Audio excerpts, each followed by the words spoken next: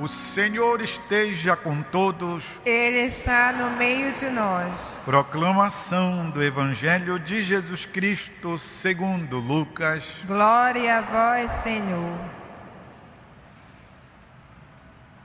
Naquele tempo, um fariseu convidou Jesus para uma refeição em sua casa. Jesus entrou na casa do fariseu e pôs-se à mesa. Certa mulher, conhecida na cidade como pecadora, soube que Jesus estava à mesa na casa do fariseu. Ela trouxe um frasco de alabastro com perfume e, ficando por detrás, chorava aos pés de Jesus. Com as lágrimas, começou a abanar-lhe os pés, enxugava-os com os cabelos, cobria-os de beijos e os ungia com o perfume.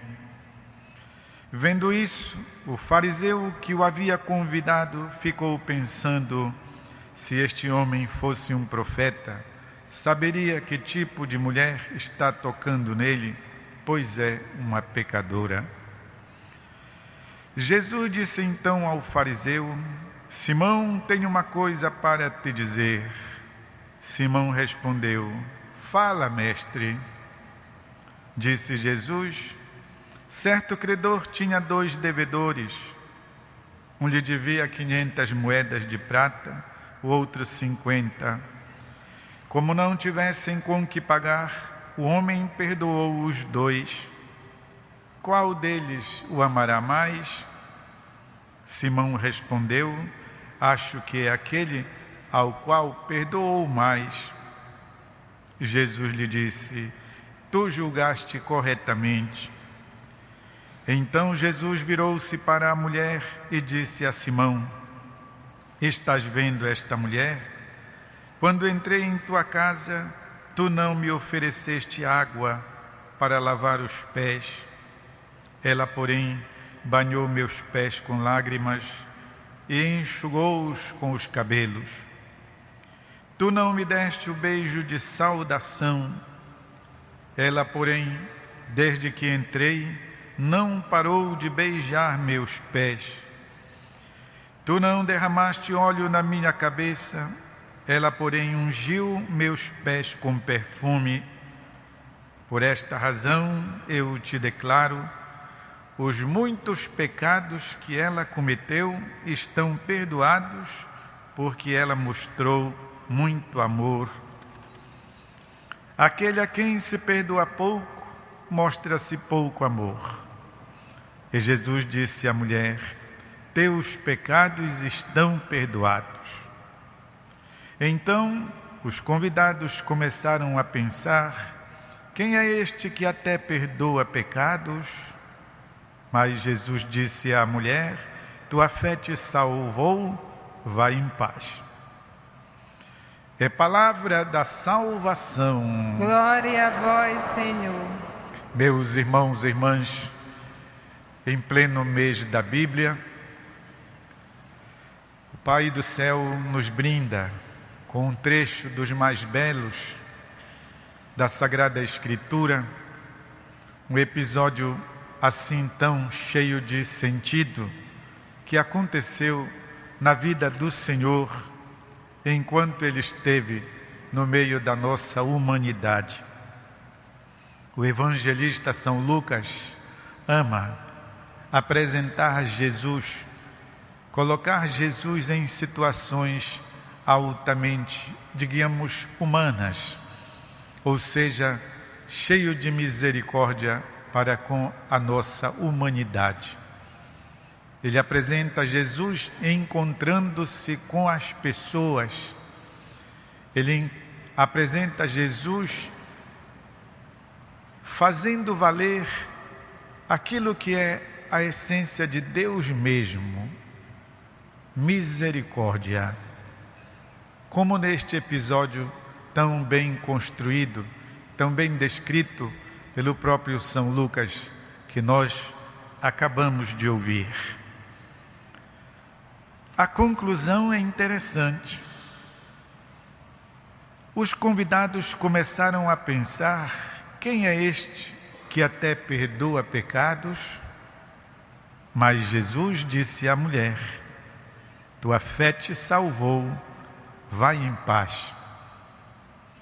Qual é a diferença entre o fariseu, que pelo visto deve ser um homem de posses, um homem de prestígio, quem sabe aproveitou a oportunidade para fazer-se valer um pouco mais o seu prestígio no ambiente social? Sabe como é?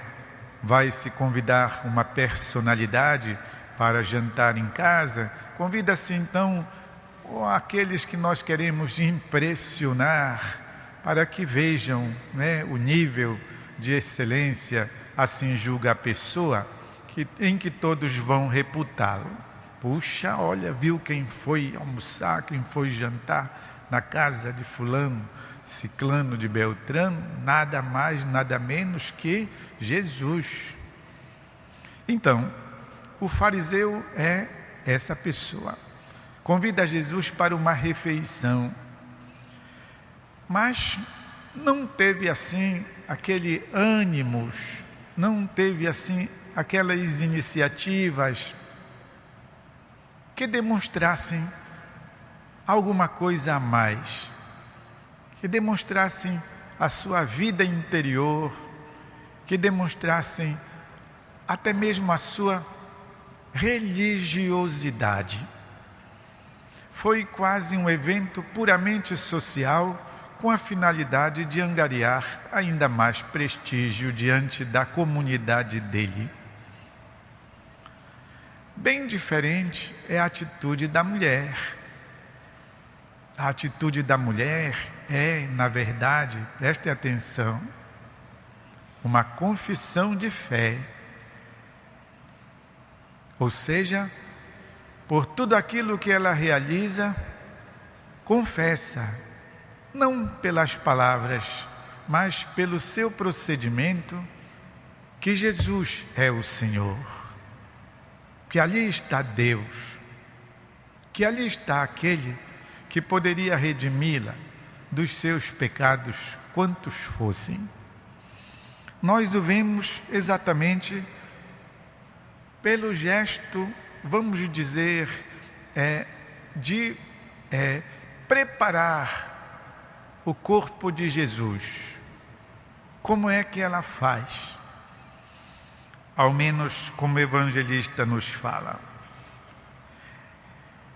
Ela lava os pés do Senhor, banha os pés com lágrimas, enxuga-os, beija-os, derrama óleo, e óleo bom, que ela trouxe, não tinha vidro ainda naquele tempo, era um pote de alabastro, uma espécie de mármore muito refinado. E por isso, diz Jesus, os pecados delas são perdoados, porque ela demonstrou aí muito amor. Mas Jesus depois reitera tudo isso dizendo: a tua fé te salvou. Na verdade, o que a mulher faz é quase uma antecipação daquele preparo que antigamente se fazia para os corpos dos mortos. Se lavava, se ungia, se enchia de perfumes, de ungüentos, tirando as tripas, as vísceras, se enchia de ungüentos, se azeitava, se enfaixava. Os cabelos dela servem como fossem panos para enxugar. Até mesmo o beijo, reconhecendo então a sacralidade daquele corpo. Tudo isso nos pés do Senhor. É então uma explícita confissão de fé em quem é aquele que está ali. Não apenas um desejo de aumentar o seu prestígio, que ela de fato não tinha nenhum, era uma pecadora do lugarejo, da cidade. Assim São Lucas diz, não tinha outro interesse que não fosse, olhe só, o da sua salvação, o da sua redenção. O apóstolo São Paulo, na primeira carta aos Coríntios, que lemos na primeira leitura, fala exatamente do fundamento da fé. Qual é o fundamento da fé? Que Cristo morreu por nossos pecados, segundo as Escrituras, foi sepultado, segundo as Escrituras, ressuscitou ao terceiro dia, conforme as Escrituras, e apareceu. Apareceu a Pedro, depois apareceu aos 12 e depois apareceu a 500 discípulos só de uma tacada. Ou seja, a presença de Cristo que então faz com que nós nos sintamos, nós também, até os dias de hoje, não só aqueles discípulos, não só aquela mulher que lavou os pés do Senhor, os beijou, mas que nos permite a nós também, ainda hoje, de tomarmos posse do mistério da fé em Jesus, o Salvador, o Redentor. É isso. Por quê? Porque a salvação da humanidade não vem do homem, não vem da carne. A Sagrada Escritura mostra muito bem isso. Quando chegou a plenitude dos tempos, Deus enviou o seu Filho. Portanto, a iniciativa da nossa salvação é divina. A liturgia do tempo do Advento mostra a igreja que clama, a igreja que invoca, a igreja que implora: vem, Senhor Jesus, vem, Senhor Jesus. Como os cristãos do tempo das perseguições invocavam: vem, Senhor, Maranatá. Como eu, como vocês, como qualquer alma aflita invoca: vem, Senhor, faz agir, interfere, aparece, Senhor.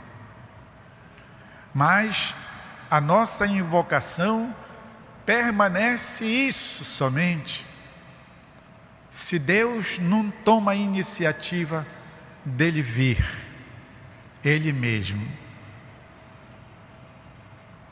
Portanto, a iniciativa da nossa salvação é de Deus. Nenhum de nós tem merecimento. Nenhum de nós pode apressar Deus no sentido de obrigá-lo. Podemos invocar, desejar e até mesmo facilitar quando se trata de outras pessoas. Por isso a intercessão é muito importante. É o que então diferencia, meus irmãos, o cristianismo das magias. É o que diferencia. A magia, ela acredita que por força daqueles ritos, por força daqueles traçados, por força daquelas coisas todas, Deus se vê obrigado a, quase é dizer que então a gente pode usar Deus como se ele fosse movido ao aparelho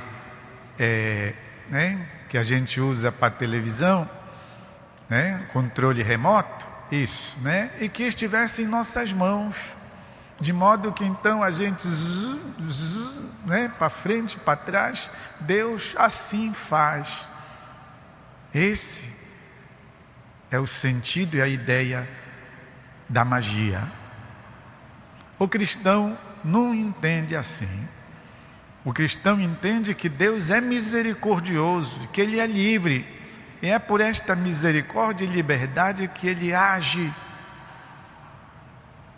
O apóstolo São Paulo diz que todo mundo foi colocado debaixo do pecado. Todos pecaram.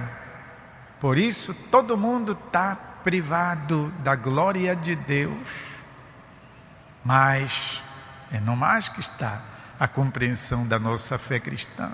Deus, que é rico em misericórdia, nos enviou o seu próprio Filho como nosso Redentor. Tudo isso, meus irmãos e irmãs, nos faz educar-nos numa atitude de fé. Sem dúvida, a atitude da humildade, da simplicidade, mas a atitude da perseverança na oração. Também quando parece a nós que não alcançamos, perseverar na oração. Como os cristãos do tempo das perseguições, como o povo de Israel invocavam Maranatá, vem Senhor Jesus, vem agir. E esta salvação, não só a salvação do povo hebreu, do povo antigo, mas a salvação de cada homem, de cada mulher, de cada pessoa que se encontra na aflição, que se encontra no pecado, que se encontra no medo, que se encontra em alguma situação desfavorável. Vem, Senhor Jesus. Vamos pedir a graça de uma fé renovada nesta centralidade de Cristo Senhor, e que cada um de nós possa, como a mulher do trecho do Evangelho, sentir-nos reconfirmados nesta fé e sabermos, sem sombra de dúvida alguma, que Jesus Cristo é o Senhor. Um instante de silêncio para que alguma coisa de tudo isso caia no terreno do nosso coração.